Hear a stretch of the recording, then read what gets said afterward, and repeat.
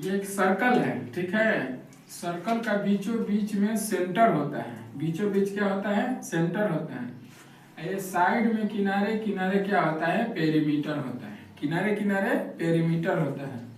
Side में ये centre होता है।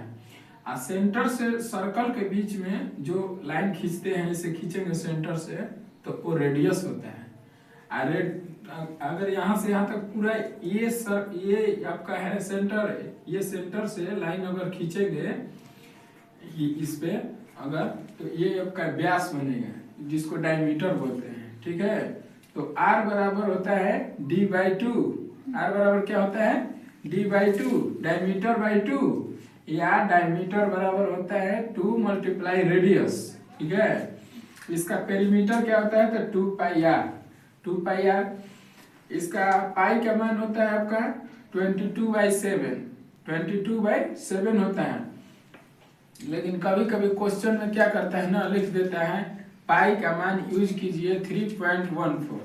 तो जो क्वेश्चन में लिखेगा वही क्वेश्चन में यूज करेंगे, और जो क्वेश्चन में नहीं यूज करेगा, नहीं लिखेगा, उसमें 22/7 ही यूज करेंगे, ठीक है। एरिया होता है πr²। इसी के आधा होता है हाफ सर्कल, ठीक है। तो हाफ सर्कल का एरिया क्या होता है? 1/2 πr²। और पेरीमीटर क्या होता है ना कि πr + 2r, या डायरेक्ट अगर बोलिएगा तो 36/7 × r होता है। 36/7 × r होता है डायरेक्ट, नहीं तो ऐसे आप लिख सकते हैं, ठीक है। इसके बाद स्फीयर होता है। स्फीयर जिसको गोला बोलते हैं, गेंद होता है, फुटबॉल होता है, तो उसका एरिया होता है 4πr²। 4πr²। पाई का वही मान यहाँ पे रख देंगे। इसके बाद वॉल्यूम क्या होता है? 4/3। वॉल्यूम क्या होता है?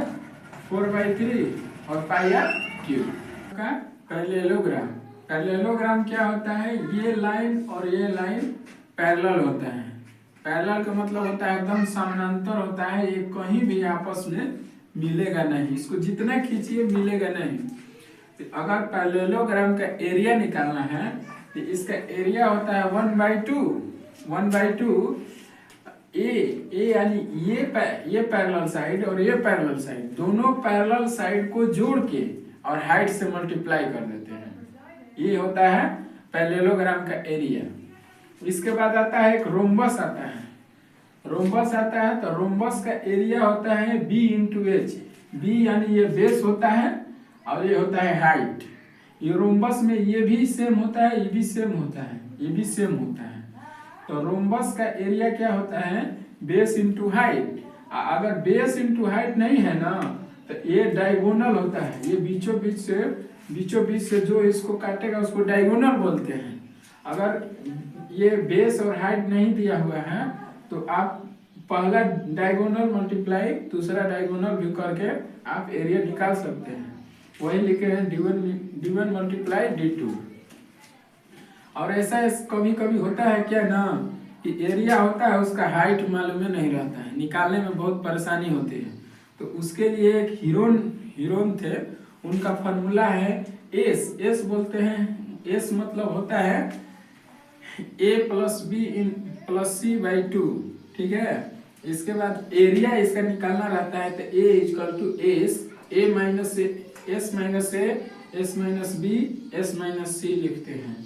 यहाँ पे A यानी पहला साइड है, दूसरा साइड B, तीसरा साइड C।